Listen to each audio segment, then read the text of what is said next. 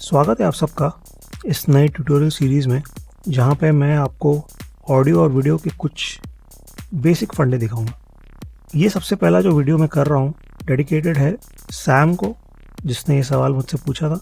Sam pro tools use करते हैं और वो रीपर यूज़ करना चाहते हैं, लेकिन थोड़ा सा डर रहे हैं, शायद पूरी तरह से घुस नहीं पा रहे हैं उसमें।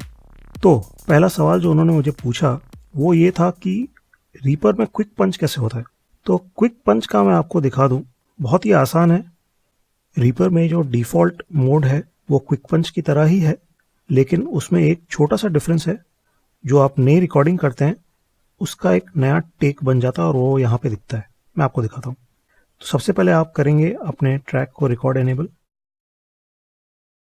फिर आप रिकॉर्डिंग सोर्स चुनेंगे और वहाँ रिकॉर्ड दबाएंगे जहाँ आपको रिकॉर्ड करना है। I'm not going down to fight. तो अब ये हम देख रहे हैं कि नए रिकॉर्डिंग का एक नया टेक बन गया है। यहाँ पे दोनों टेक्स यहाँ हमें दिख रहे हैं और हम सिलेक्ट कर सकते हैं कौन सा टेक हमें एक्टिव करना है। और ये नया वाला टेक। तो अगर आप ये फंक्शनलिटी नहीं चाहते, आप ये टेक वाली झंझट जो है ये नहीं चाहते, तो इसका भी सरल उपाय मैं आपको दिखाता हूँ। तो आप जाएंगे ऑप्शंस में,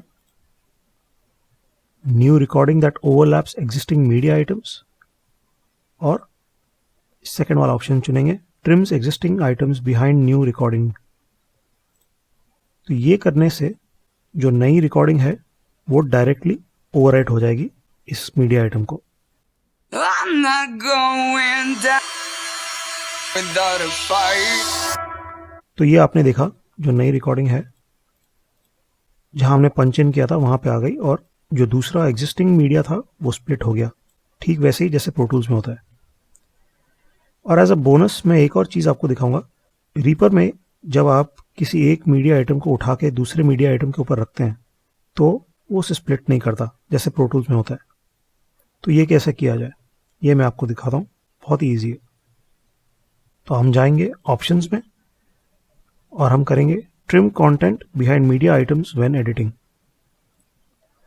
इसको जैसे हमने क्लिक किया, अब आप देखेंगे अगर मैं ये मीडिया आइटम उठा के इस पर रखूँगा तो ये स्प्लिट हो गया, ठीक वैसे जैसे प्रो टूल्स में होता है।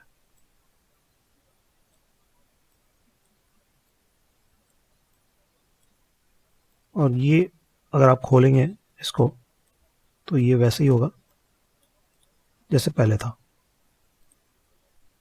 तो ये था पहला ट्यूटोरियल। आई होप आप लोग को अच्छा लगा, और अगर आपको कोई सवाल है तो आप कर सकते हैं नीचे कमेंट्स में, और अगले ट्यूटोरियल्स में आप लोग क्या देखना चाहते हैं वो आप मुझसे कह सकते हैं।